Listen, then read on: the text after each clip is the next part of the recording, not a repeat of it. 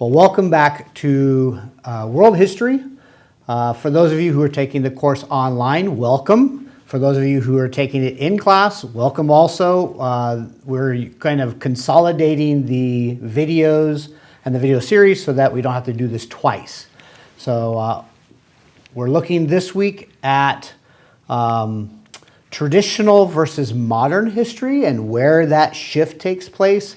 But before we get into the specifics of that, I want to look at your homework, which was Machiavelli's principle. So let's take a look at that one. So Machiavelli's principle states, whoever wishes to foresee the future must consult the past. You got to look to the past to see what was going to happen next. Why? Because human events ever resemble those of preceding times. This arises from the fact that they are produced by men who have ever been and ever shall be animated by the same passions, and thus they necessarily have the same results. And your job at the beginning when we did the introduction last week, we asked you to ask the question, is Machiavelli right? Has he assessed the human condition well and accurately? Because we're going to use this as our launching point into studying history and being the detectives of history as we look forward to look into all of the different events and people and things like that. So let's break this down a little bit. So he says human events are ever resemble those of preceding times. That's sort of like history repeats itself. Human events will always repeat themselves sort of cyclically. They'll happen again and again and again and again. That's his premise. That's where he's starting. But the question is why? We often hear history repeats itself, but we don't really look into, well, why does it repeat itself? When I grew up, it was because we don't study history. If we don't know history, we're doomed to repeat history. Well, Machiavelli has a little bit different take on it. He says it's a little bit more specific than that. And he goes on, he says, this arises from the fact that they, meaning all these human events, are produced by men who are who ever have been and ever shall be, meaning in the past they've been this way, ever in the future they will be this way, currently they'll be this way. What will they be? They will be animated, motivated, informed, driven by the same passions, the same drives, the same emotions, the same wants and feelings. And therefore, since humanity, no matter what culture, no matter what era, all have the trait of being human, Machiavelli says everybody has those same passions, those same drives, those same wants and desires and things like that. So those things are what make people make decisions. And therefore, you end up with similar results.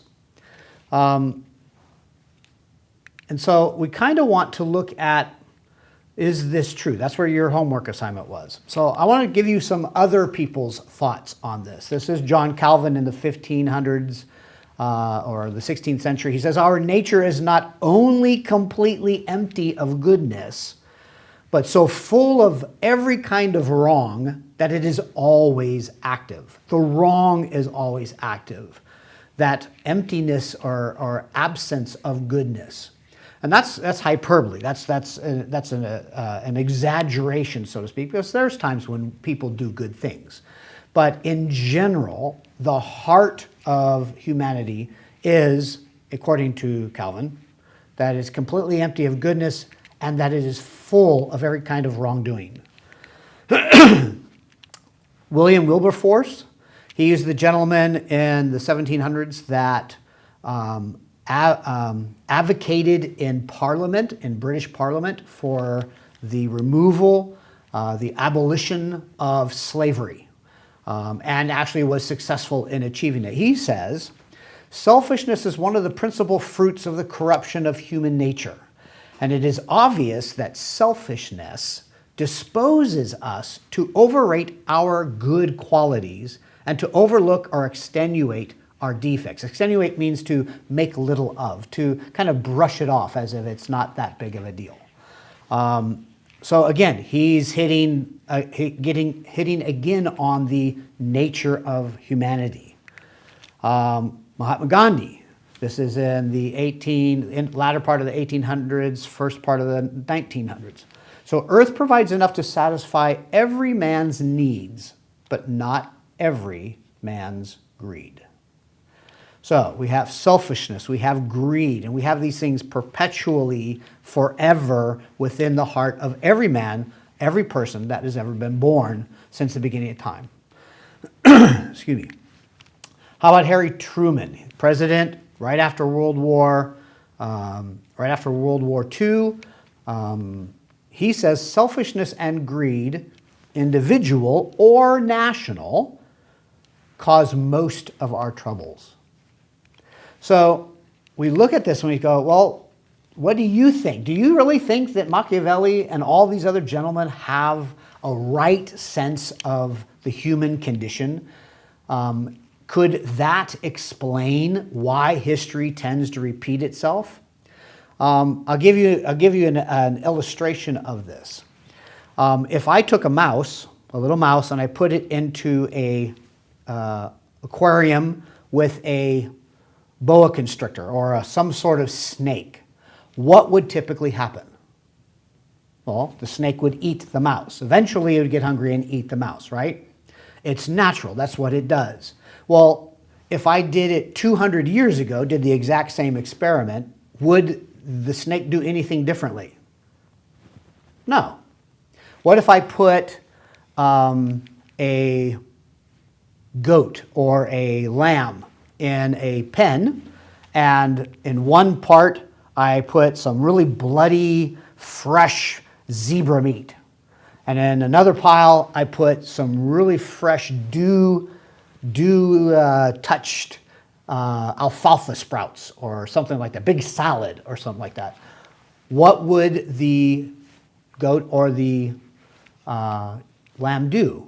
It would go eat the alfalfa. Would it eat the meat? No, it's not in its nature to do that. What if we did that 100 years ago, 1,000 years ago, 2,000 years ago? Would it be any different? No, because the nature of the animal is the same. So Machiavelli's point, and all these other gentlemen's point, is that it is our nature to be selfish, self-preserving, self-focused, greedy, power-hungry, always looking out for our benefit rather than the general benefit of others. We don't tend to be self-sacrificing. We tend to try to grab and get whatever we can to better our lives. That's natural for us as human beings. So what do you think? Do you think that that's correct? Do you think that that might be that passion that Machiavelli's talking about that drives history? Well, we look at it from a cycle of choices. We look at history from the standpoint sort of forensically, kind of like a crime scene, and we look into the situation, we see the situation, what is happening, and we look at the evidence. So we look at a situation, say the Civil War in America. We look at the Civil War in America, and we're looking at the side of the North. What situation are they looking at? What are the elements that are informing them, that are playing off of that passion that's burning in their hearts? What is it that's informing their decisions? When they look at the Civil War and what it might cost if they fight this war, that's a problem. That's a risk. That's something that perhaps they don't want to do.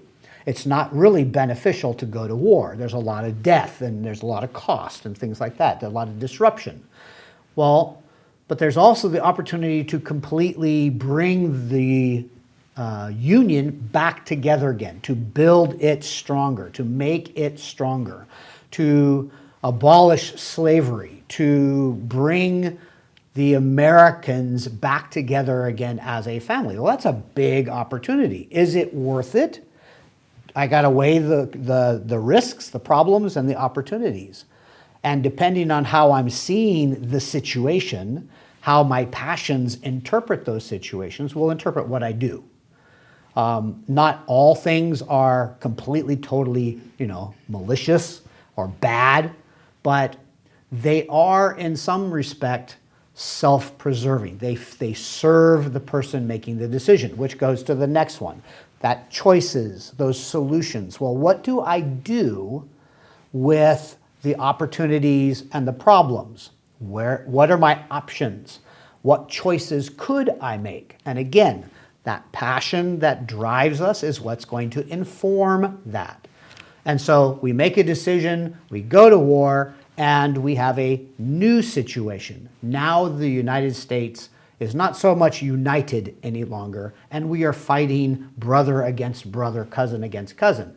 Not a good situation. So a new situation pops up with new problems and new opportunities, and the cycle repeats itself.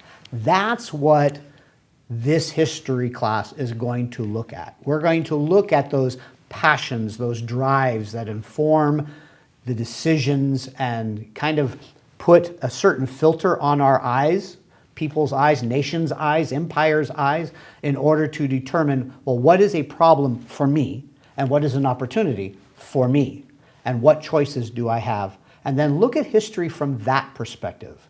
We look at an event, we work backwards. A decision was made. Who is it serving? What is it doing? How does it make sense based on not so much history books, but on just human nature and common sense? We're going to unravel all of that in our next sets of videos and throughout the year. So I'm going to take a break now, let that kind of seep into your head for a little bit, and come back and we'll watch the next section, which is let's look at traditional history and where do we begin our studies with between traditional and modern. This is modern history class, so how do we distinguish between traditional and modern? Where does that go? Okay, that's where we're going to be. See you in a little bit.